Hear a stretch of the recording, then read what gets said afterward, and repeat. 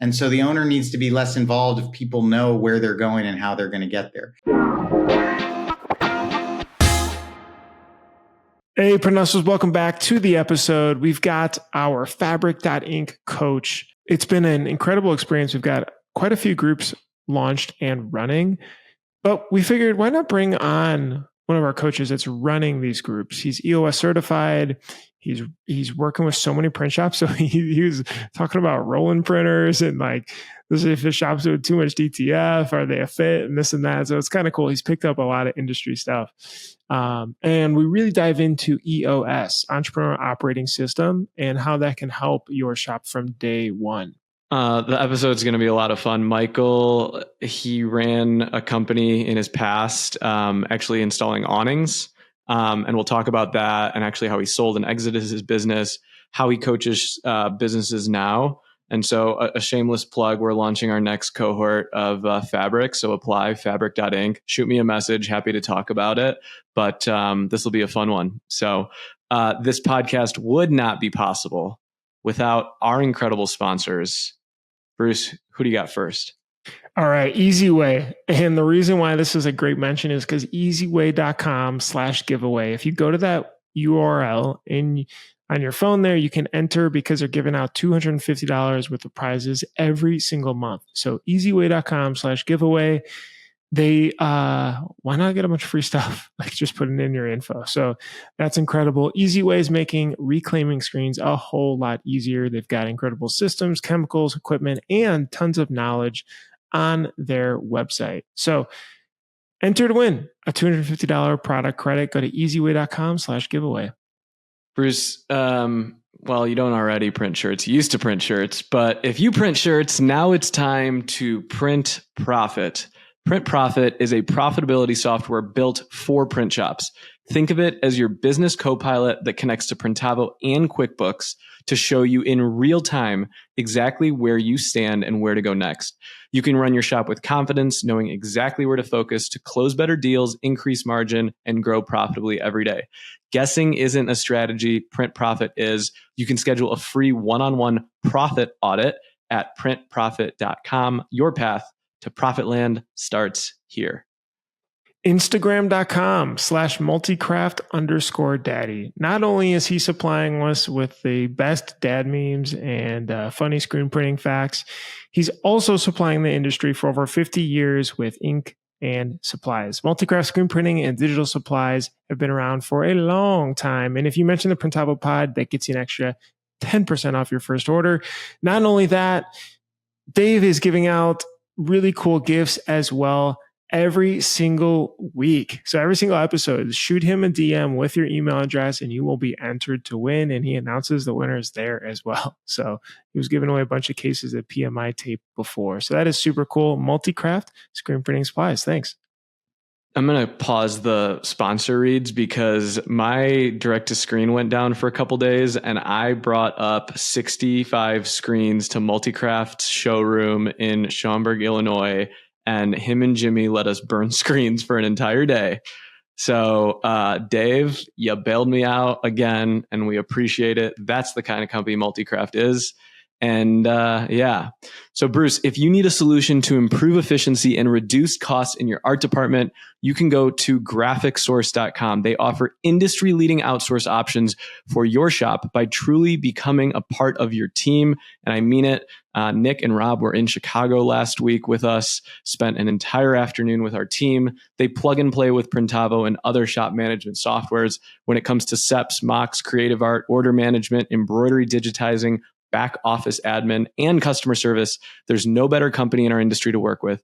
They have over 40 years in the game. They really know and understand shop needs and have a proven track record of success. You can hit them up at graphicsource.com and let them know we sent you. You'll get 50% off your first vector, SEP, or embroidery order. All right, let's jump in. I had the best doctor's appointment. So I had to find a new doctor, and it's kind of hard to find a new doctor. And just like so many of the ones with really good reviews they're not accepting patients, at least in California. And anyway, so I took a gamble. This lady was fresh out of school or residency, but she had an Instagram that was like really heavy into nutrition And like she's posting all this stuff all the time about, fitness or whatever. So I was like, all right, so cool. She's passionate about it. And it was awesome. I was just like, whoa, this is Do you have like her own practice or is she in it's like at Cedar UCLA? Sinai. It's at like a Cedars. hospital. Yeah. That's Which great. is just a hospital in this area. But yeah, it was just crazy to have someone that's so proactive and asking you questions about stuff. It was just nice to have someone on your Just team. when was the that last time you like- went to the doctor before that? I do it once a year just for the checkup stuff. But the previous one was so lazy and just really churns you in and out of the door. And I just wasn't getting any of it. Whereas she was asking so many questions and what are you taking and this and writing it down. And it was just like, I was like, wow, this is a nice experience to have. It's nice when, people come out of school and they actually care. I don't know. It can be a flip side. I've definitely, we are a non-discriminatory hiring organization. We hire all ages, genders, et cetera. But like, I do find that when people have established their career a little bit more and are a little bit more pointed in terms of like what they care about, which seems to happen much later 20s, maybe early 30s, it's the retention is better. They stay longer and just are like, it helps the organization to not have to train through people. Michael, good to meet. Yes, sir. Good to finally be on video with you. Exactly. I was going to say face to the name for you Face too. to the name. Yeah, my face is disappointing, but You're doing great. Bruce has the best face. We made a bobblehead of Bruce right there. And so nice. Everyone in our printing industry has one. That's how weird we are. Or a broken one or a tattooed one. Or a Mike Tyson Bruce. So if you're here long enough, you'll get a bobblehead. Okay. All right. Bruce, do you want to intro Michael? And yeah, Michael Richman. Michael Richman is, there's a lot of reasons I think why we asked you to come on, Michael. Partially, you've ran a manufacturing business in the past. You guys were manufacturing awnings, and which is sort of like signage, but like very similar. It's very custom based for, you'll have to talk about it more, but custom made, dealing with a lot of, manufacturing type of folks and like managing the day to day of growing that. And then eventually selling it and kind of pivoting career wise. You are EOS certified, which we talk about traction as being such an important part of the business. I think like at $1 million a year, that's when I feel like things just got confusing, and as in not everyone was running on the same page or focused on the same things. And lastly, you're our Fabric coach. So you've been coaching a bunch of different groups as a part of Fabric with other print shops. And so a lot of shop owners that you've been working with directly. So there's so much to go into here, but that's the high level. What am I missing? Anything? No, I think, no, now I have a whole vocabulary though of print shop terms. So I know all about DTF and all sorts of stuff. Michael, is there a print shop you want to call out of one of your favorites that you've worked with so far? Oh, you think I'm getting into that? That's like choosing your favorite child. So Michael launched with us, April, where we launched 3 cohorts, different kind of revenue targets. And you guys meet once a month. I guess, Michael, like not knowing anything about the industry to where you're at now, what do you think? What's your initial feedback on this space? You've met 25 or so entrepreneurs. You meet with them regularly. What's your initial feedback? No, I've actually loved the industry, and I'm not just saying that because I'm on the podcast, but I feel like they really are passionate about what they do, and they care about making a good product. It's not like, let me just get the first piece of junk that I can out the door. It's how do we make this right? How do we make this the best?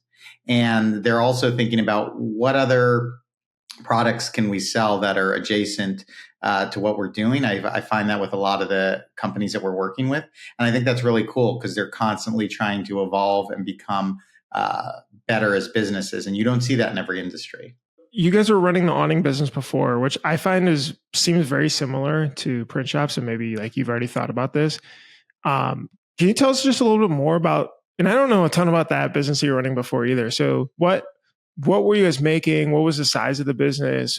all that good stuff. Yeah, we made basically three different products. We made commercial awnings, commercial shade structures, and commercial poolside cabanas. And what made it special is kind of the same thing as the print industry. Everything we do is custom. So even though we did every single Starbucks in California, Alabama, Florida, and Hawaii, every Starbucks building is a little bit different. So there's no concern of overseas knocking us off or being able to do it more cost effectively. It was a situation where a building might be 5'4" in Hawaii, and in Alabama, it might be 5'3.5". And you have to make sure that you hit that dimension correctly. So it was a very custom business. Everything we did was custom, which made us very special. And we really were able to carve out a niche in working with large chain restaurants and retailers on the awning side, and on the cabana side, large hotel chains, resort chains, things like that. So we did every Panda Express in the country. We did, as I mentioned, we did Family Dollar. We did, who are some of the other ones? Starbucks, Coffee Bean and Tea Leaf. So a lot of big names. And we were able to do this nationally, and some work internationally, by really focusing on the customer and making sure that everything we did was customer centric. So one of our core values was customer first each and every time, period.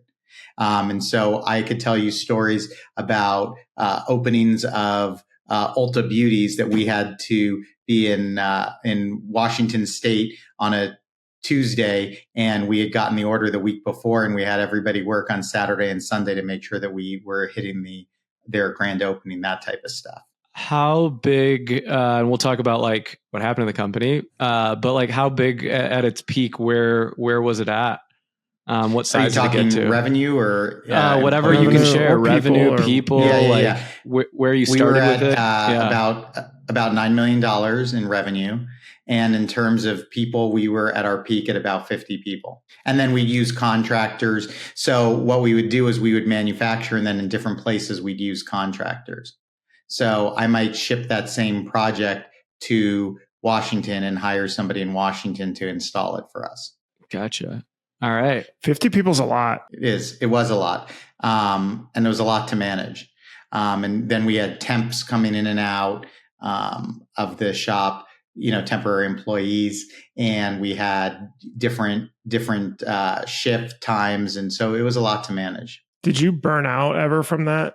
50 people, unless it was like, I don't know, good managers or stuff too, but it's just 50 people feels like a big chunk, because it's that weird range where maybe around closer to 20 to 30, where it's like you can't just directly manage so many people anymore.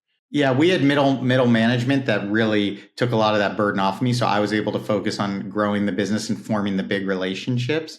And so that was really key to our success as a business. So for instance, we had basically three disciplines: welding, sewing, and then graphics. And graphics is very similar to the print industry, the way we did graphics for awnings. So actually, graphics for awnings were all hand painted using stencils. Because the technology isn't there to actually print it and have the ink soak into the acrylic fabric in a way that's going to stay long term. So we would hand paint every single logo, every single set of words, addresses, things like that. So those were our three disciplines that we had at our company. We had great middle management that would manage our welding department, that managed our sewing department, that managed our graphics department, that allowed me to really be hands off in those areas. So then talk about like what happened. You exited. Yeah. Talk to us about. I exited. I sold my company to searchers. I don't know if you're familiar with the term searchers. So people who are searching to purchase businesses, and they often have financial backers behind them, and the financial backers are going to put in a CEO that they want, and the CEO is also going to invest a portion of their money. So it's kind of a hybrid, not a private equity and not an individual buying, but something in between. And so I sold it to a searcher. He ran the company for approximately 2.5 years, and the company actually ended up going bankrupt about 2.5 years into his journey.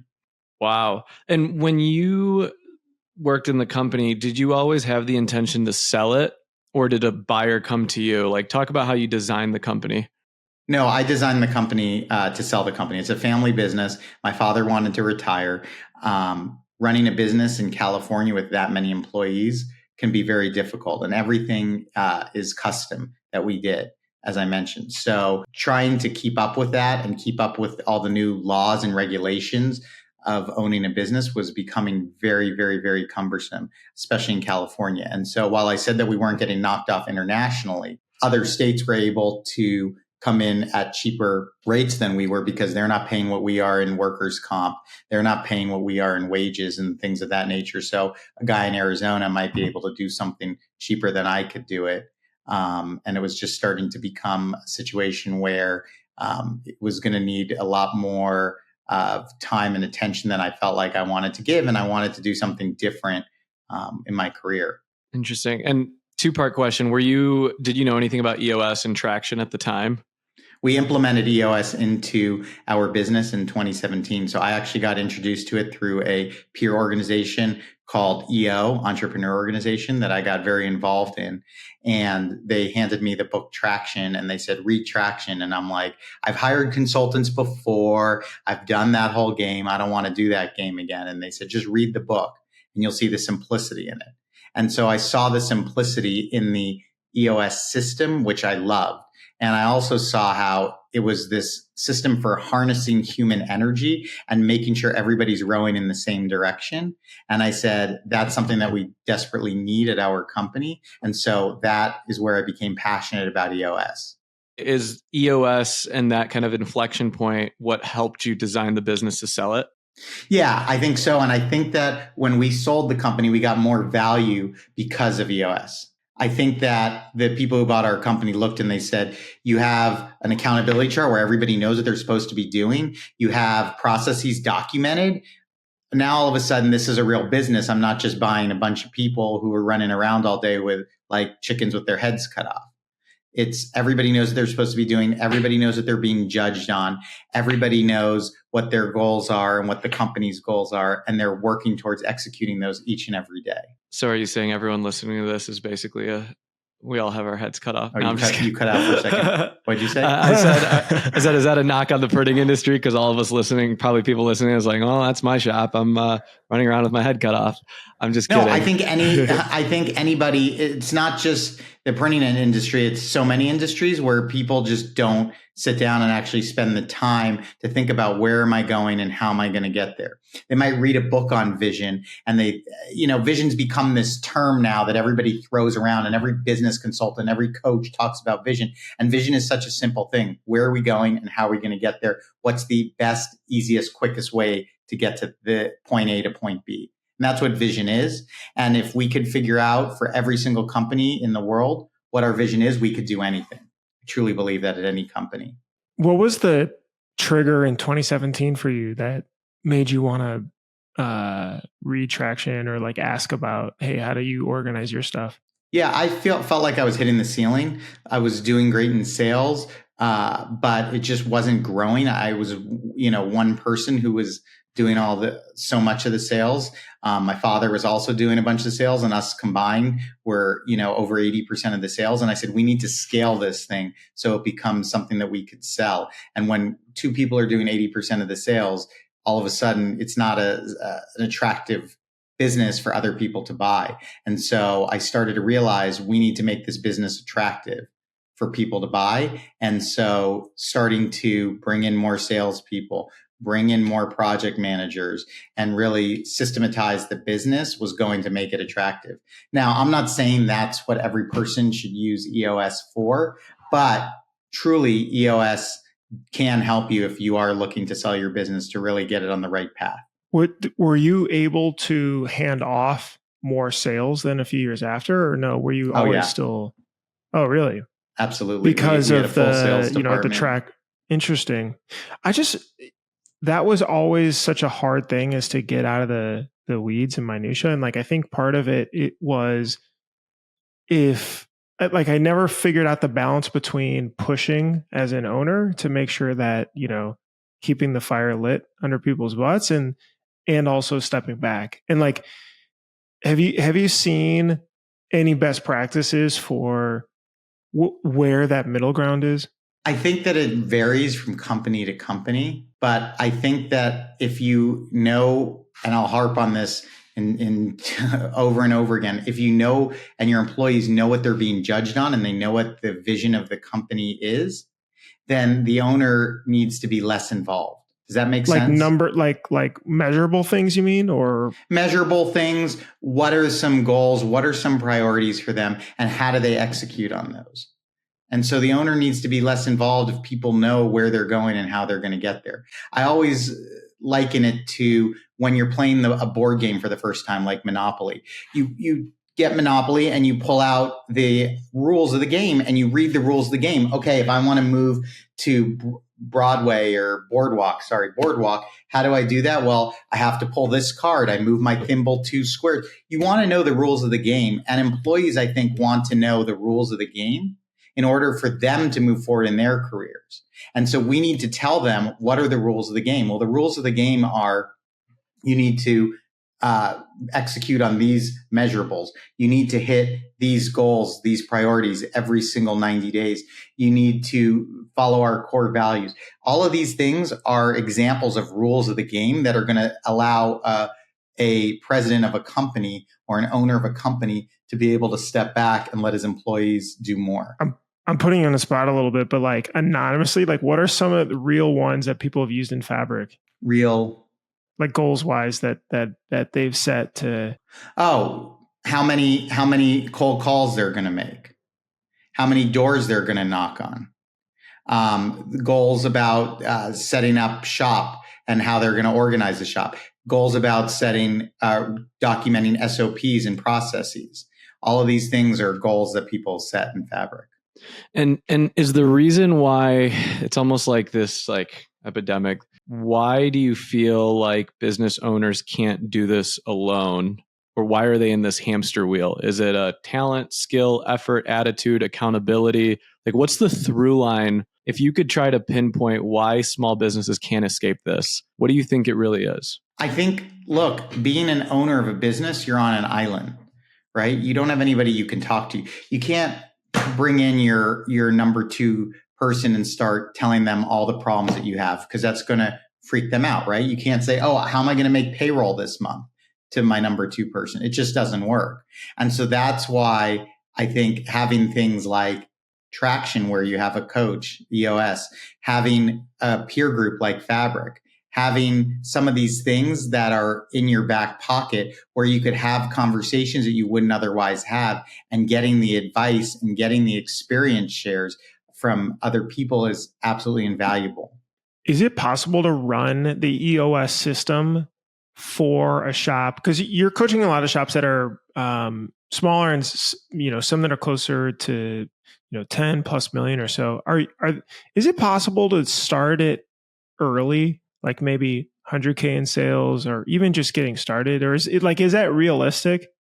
It is. I'm actually working with a company right now that has 3 employees, and we're setting the groundwork and the framework. So things like when we're hiring, we know what our core values are. So we're actually hiring for our core values, even though we might only make one hire in the next year. We want to make that hire right.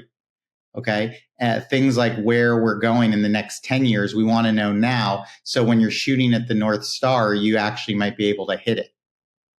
And so having a strategic plan, having this vision, and being able to bring new people in that are going to execute on it is very, very, very important, I think. Whether or not you use EOS, there's other systems out there. It's important to do. I sent this to Bruce. I heard it on a podcast this morning. It says, you don't want to wait until you're sick to start exercising. Bruce, you went to the doctor. Congratulations. But it's almost the same in business. As we build, run, and then we're sick patients. And then we're like, oh crap, now it's time to start exercising, right? And so it's like, shouldn't you start working proactively now? And I think that's what a lot of small business owners do is like they're lonely, they're doing it alone, they're trying, and you hit a certain ceiling at a point, and I think that's like where the burnout happens, and you sort of, I don't want to say give up, but like you're like, okay, this is what it's going to be. Well, and you can't figure out how to break through that ceiling, right? That happens a lot. People ask me when's the best time to start EOS, and my answer is always the same. I said, when's the best time to stop smoking? Damn. Clip it. That was a good one. Was there anything like now being such a strong EOS guy, was there anything looking back at your business, obviously maybe starting it sooner, but like elements of the system that you wish, man, I wish I would have done this or that sooner? Yeah, I think measurables, what you might call OKRs or KPIs, are so important. I tell this story. When we implemented it into our business, we started to track our sewers. And we'd had sewers that had been at our company, people who sewed the fabric. We'd had sewers that had been at our company for 20 years, 25 years. And we had this one sewer, and everybody thought that she was great. And we had no way of knowing if she was great, but everybody said, well, she's been here 20 years. She's got to be great. Well, all of a sudden we started checking reject rates in our sewing department. And we had reject rates 1% per sewer, 2% per sewer. And then all of a sudden we get to her, it's 40%. And we're going, okay, we thought she was great, but nobody ever tracked that to see how much was being rejected at a per sewer basis. So finally, her manager calls her in and goes, hey, you're averaging 40% reject. What what's going on here? How can we help you get better? And she said, look, I've wanted to retire for the last 5 years. I didn't know how to tell you. And she ended up retiring. Okay. So that's one of those stories where just by tracking, we were able to see that we had a problem that we wouldn't have had illuminated before. Steven, back when you were like Campus Ink up second floor, shop, you were up there, super dusty, but you guys are grinding away. What measurables would you have had that are practical ones shops could take for production side of the different departments? So I would have an intern track for me how many successful jobs were done that week, how much revenue came through, and what it looked like year over year. We literally just tracked revenue, literally the number, how many completed successful orders did we have last week, and like what was our throughput. And she would like print it out and put it on my desk every week, and we would just look at it. And so I think, a lot of small business owners are like, what do I start tracking? The apps aren't smart enough to track for me. I guess, Michael, like in a small business. Yeah. And it's a lot to manually, on like top of your maybe existing job. There's a myth that like, if it can't automatically track, I won't track it. What are how do you debunk those myths? And what are some very basic things that you should start tracking? If you're not already tracking, you should be tracking like today. See, I would argue that revenue might not be something that needs to be tracked.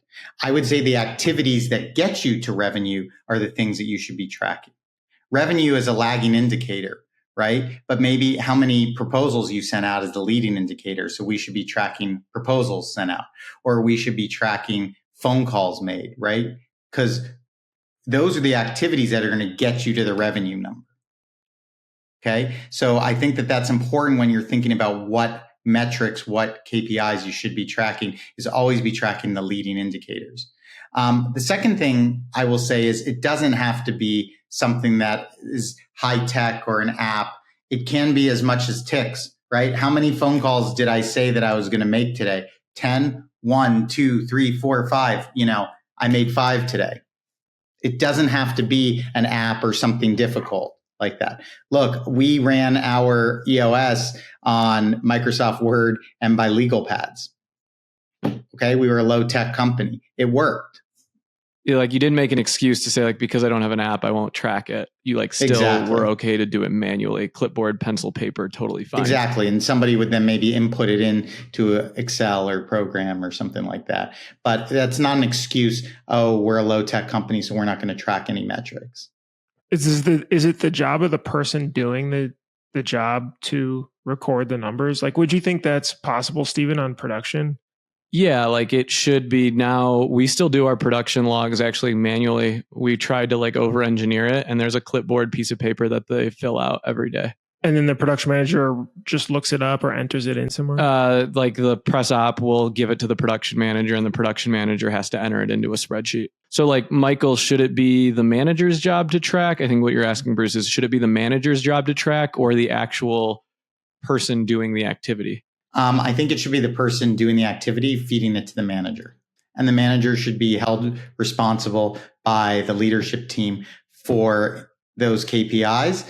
And I think that the people below that manager should be also held responsible for the things that they're going to be executing on. And one thing that people get caught up with in terms of tracking numbers is they want to track 1,000 numbers. And I don't think 1,000 numbers need to be tracked. I think 3 or 4 good numbers is all you need. In the Figuring business out total, what are 3 or those. 4. Just No, per department, and every business is different.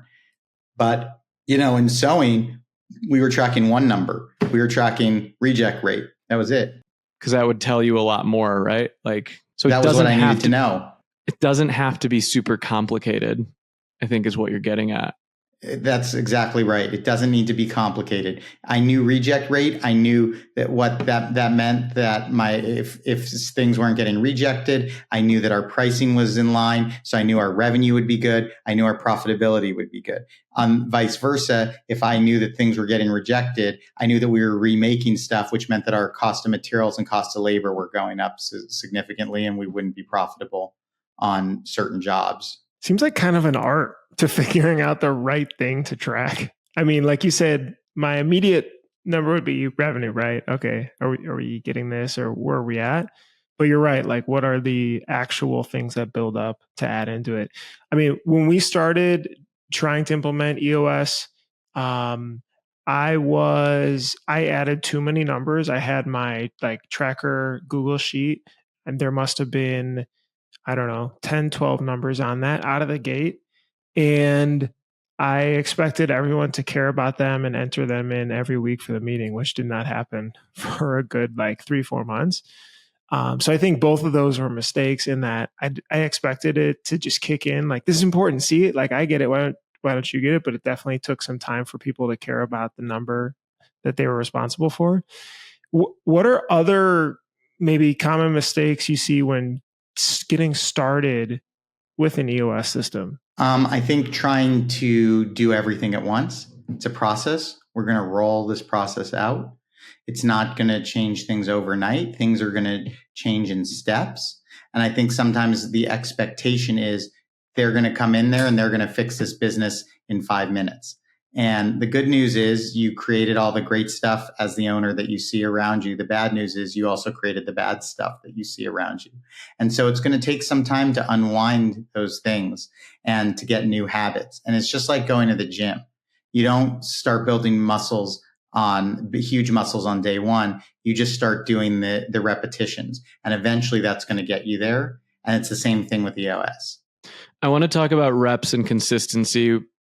Business owners are all over the place, ADHD brain, visionaries. They're doing everything all the time. Can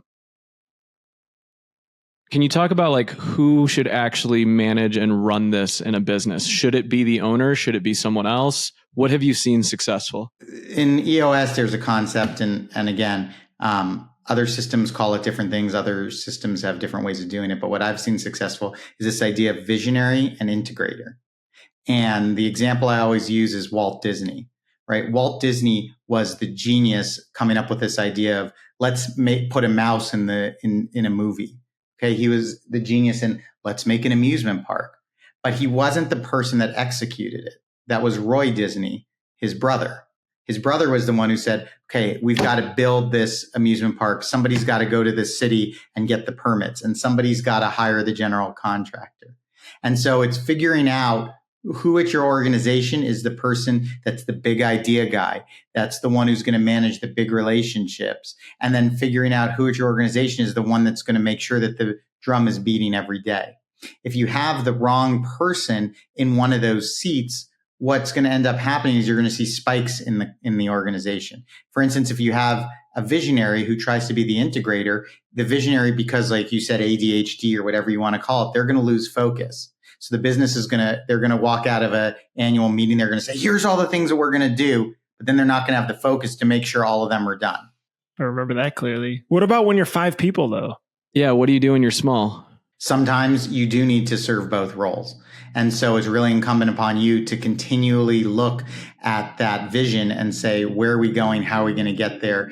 And be pushing towards that. So if you're a small organization and you have to sit in 2 or 3 seats, that's okay for the time being. But that person needs to be very disciplined in knowing that North Star that they're shooting towards. But if you were in a smaller business, you could still find the most organized, stable person in that company to help you track, right? And so, at Campus Ink, I am not the integrator. Surprise, surprise. Our CFO is, and he keeps everyone on track, dialed, agenda. He runs the entire meeting. I am just a participant of it, but that's how we stay on track. And so, let's just say it's a small business. Okay, I'm a 5-person company. I got 4 employees. None of them are qualified to help me do this. I am so disorganized. I can't even figure, whatever. I'm burning midnight oil to get orders out. Then what?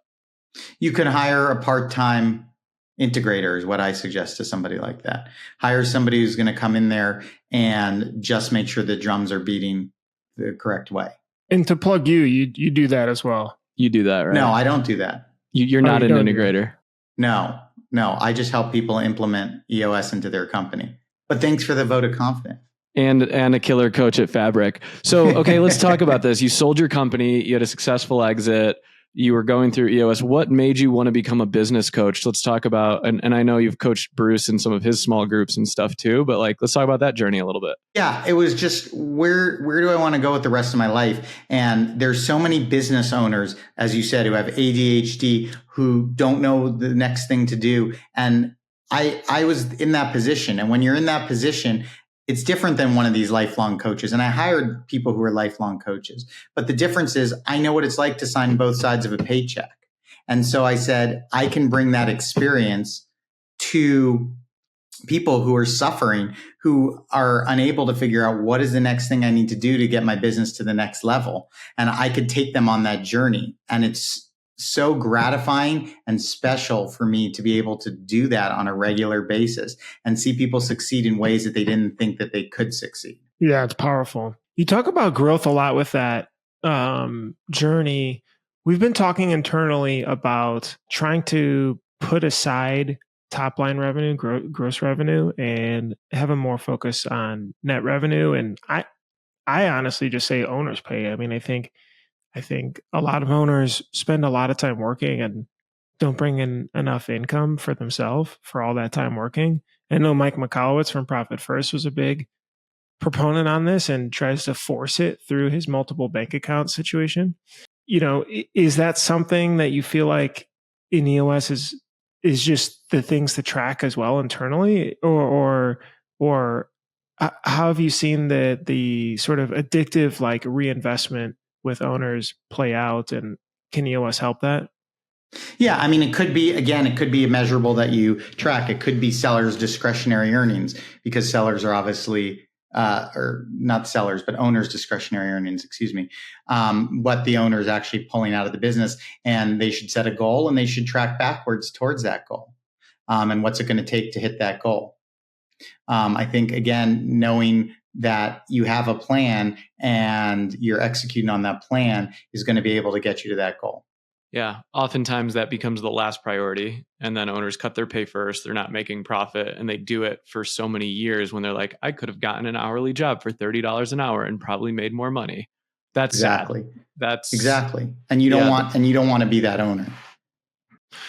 Do you, Stephen, how do your weekly meetings work now that you've been doing them a while? And so probably have been through the ups and downs of maybe it didn't work super well before. I didn't have the right people in, or I had too many people in, or because I think those weekly meetings of that cadence was probably the most helpful thing when discussing the numbers that people are supposed to care about and going around the room and them sharing where they're at with it? How does yours work now?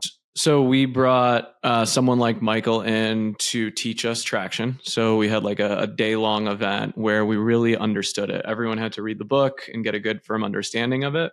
And then I appointed our CFO to be the integrator. And it's almost like, hey guys, we're starting a new football team. Here are the different people in different positions, right? Like I might be the guy in the press box, but like Watson is going to be the quarterback. And so we really like set ground rules for how we were going to operate. One of the rules of traction is like, you don't skip a meeting. Rain or shine, you always do a meeting. And so like, I can probably count on one hand how many times we've actually had to not, cancel a meeting. And I was just looking at our agenda here. We've been doing this since April 2023, and it's the same agenda every single week. When we do our quarterly meetings where we talk about our rocks and stuff, it's the same agenda. It's actually the same PowerPoint. We actually just like add more slides down to it. And so I think, the biggest thing is we've become creatures of habit to this, and it's like a ritual for us. And sometimes the meetings are 30 minutes, sometimes they're 45 minutes or an hour, but it's the same every freaking time, time and time again. And if I was the one leading it, it probably wouldn't run that way. But consistency has been probably the biggest part of why it's been good for us.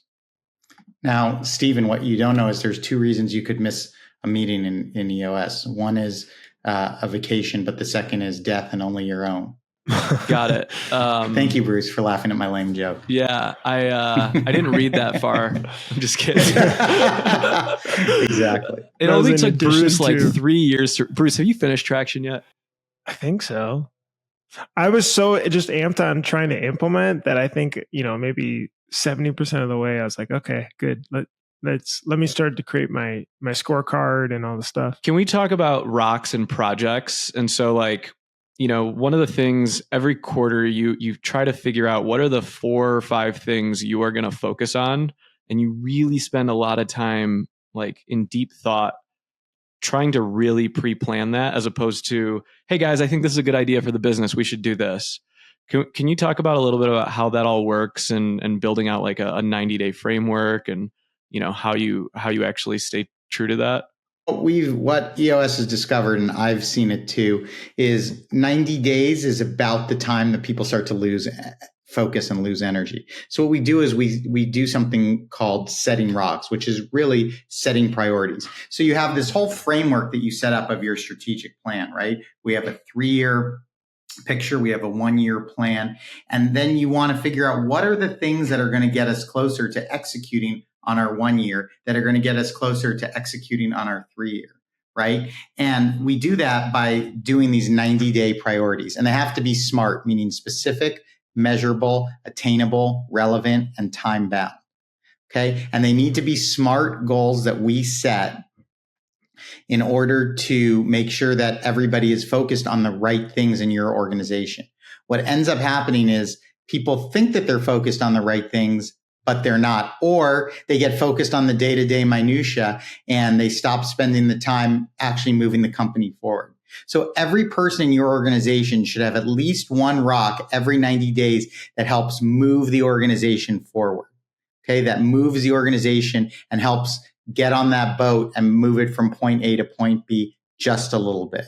And the hardest thing to do is to prioritize, but not get distracted. Meaning like if something would come up midway through the quarter and I would bring, guys, I really want to do this.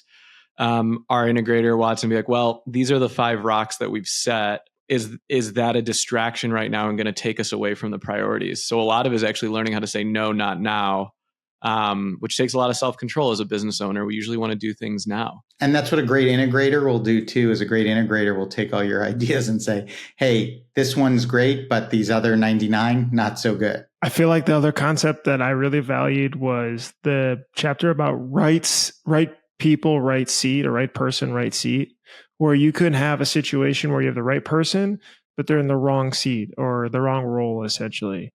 Or you've just got the wrong person in a right seat, as in you need that role, but this is just the wrong person there. And that's always helped me like, okay, is this person like, are they the right person, but I got them in the wrong seat, or this is just not the right person at all? Or do we not need this seat? And this is, I need to figure this out separately, but it's been a better way for me to think about it. Yeah, that's why when I work with my clients, one of the things I focus on is actually building the accountability chart first without names. Because what'll end up happening is, and I did it, is you start figuring, oh, Bob's here. Here are the 5 things Bob does really well, or here are the 5 things Bob should be doing. And all of a sudden you build a seat around Bob. And that might not be the best thing for the organization, right?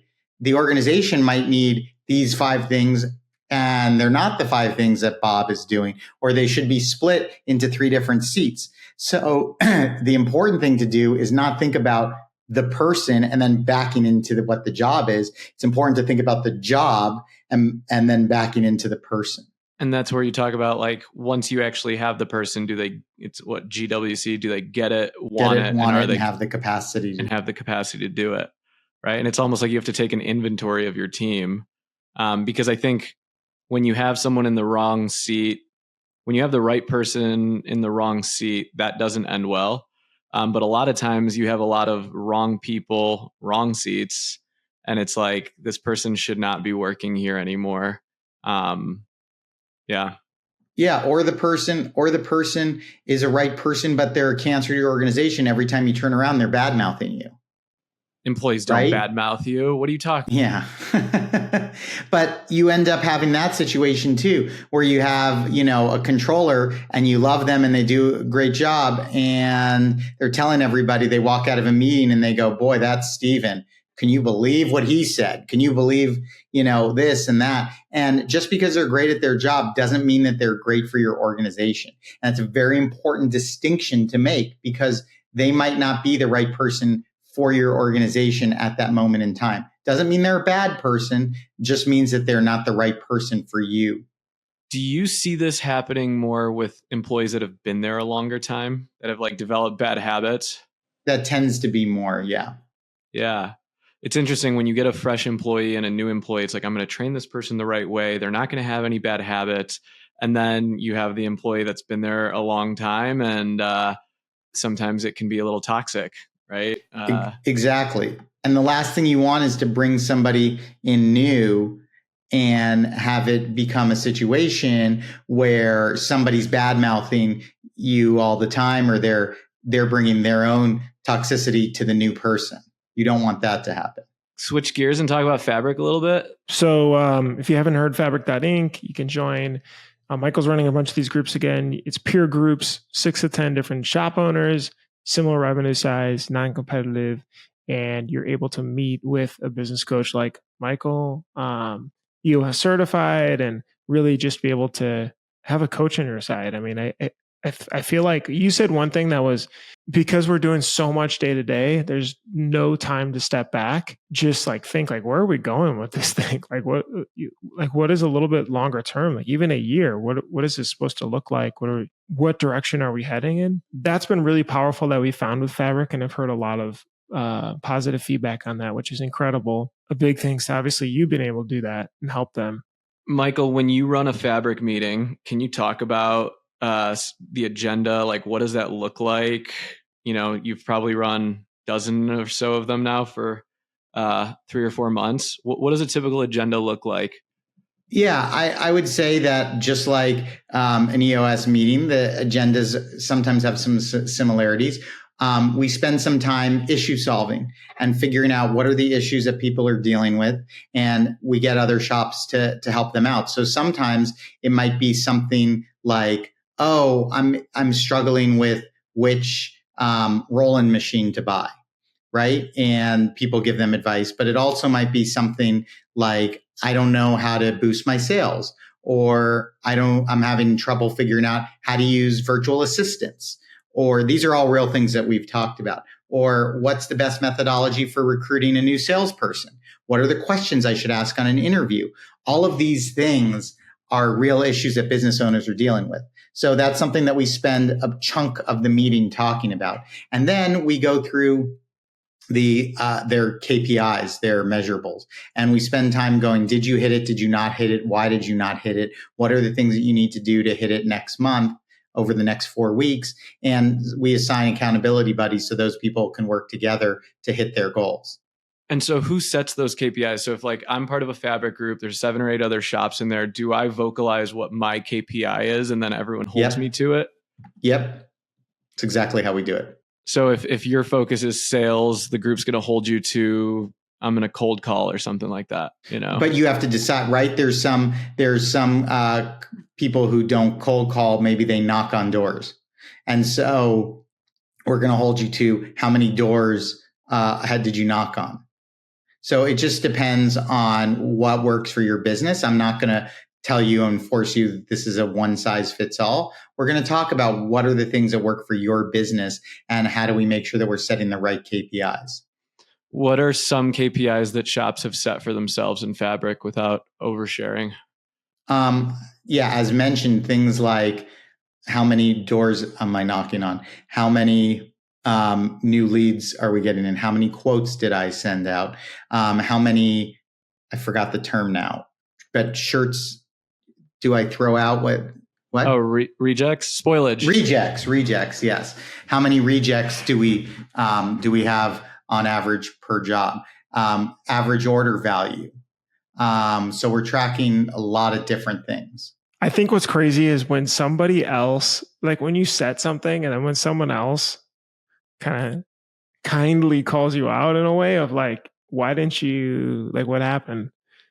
There's something that like you really want to go to the next meeting having had done that stuff and to get it done. Has there been any special moments or takeaways that you've experienced the last few months with the groups? Well, yeah. I mean, first off, I'm on a chat thread with one of the groups, and these people are chatting all day long, every single day, about everything from, oh, I just tried to print these multicolors on a shirt and it's not working, to what do you guys think? Should I hire this person? To I need to set up an alarm system in my shop. What's the best alarm system to set up?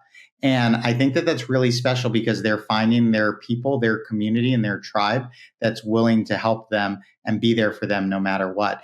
It's really special when they say to me, these 2.5 hours aren't enough, and we're going to spend, can you leave the Zoom open so we can spend the next hour still talking? And how are we going to help each other get through X, Y, or Z crisis? If it's the tariff crisis, if it's, what's recently gone on with ICE, somebody was sharing, issues around that. For them to have a community to discuss this in is something that I think is worth every single dollar, if not more, that people spend on it. Sweet. That's cool. We're launching our next cohort. We'll see go to Fabric.Ink. We'll see how many groups Michael can take. But I love the print industry.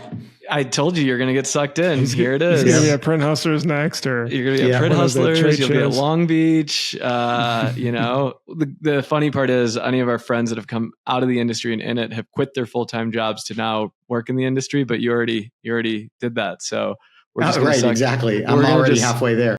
Michael, any last words of like business advice? I use this term like the tortured entrepreneur. Like we torture ourselves sometimes and we put ourselves through hell. Any advice you have for shops that are going through a really tough time, struggling, anything you might, if they're listening to this, what can you say to help them out or make their day? Yeah. Focus on the important things. Focus on what's going to get you to the next stage. Stop all the noise, slow down. Doesn't need to go fast, slow down, and make sure you're focusing on the things that are going to get you to the next level, period. That's actually really good. I like the slow it down part because for whatever reason, there's like a internal speed clock running, but that forces working on like little stuff that isn't the important things. Anyway. I learned that I'm a big baseball fan. I learned that from baseball, which is when a pitcher starts to get at a line, and they're giving up runs and runs and runs. A lot of times we'll see the coach come jogging out, and it's literally just to slow the game down, because otherwise they're going to let the game get out of hand. And so if we could slow it down, calm, step back. Where are we going? How are we going to get there? What are the things that we need to focus on? What are the 3 things that we need to focus on? That type of thing. Love it. Michael Richman will drop his LinkedIn link so you can reach out if you'd like directly in the email too. I'll put it in the description so people can reach out. Print hustlers, appreciate you guys joining us for another week of the podcast. We hope you have an awesome week. And thanks for joining, Mike. Anytime. Thanks so much for listening. Hopefully that was informative. Don't forget to subscribe. Don't forget to like. Don't forget to hit the bell for notifications if you enjoyed this video. If you enjoy all the stuff we're putting out, it's really helpful. We love to just be able to see it. That means that we're doing a good job. To subscribe, hit the bell for notifications, and hit the like button. And I'll see you in the next episode. Bye.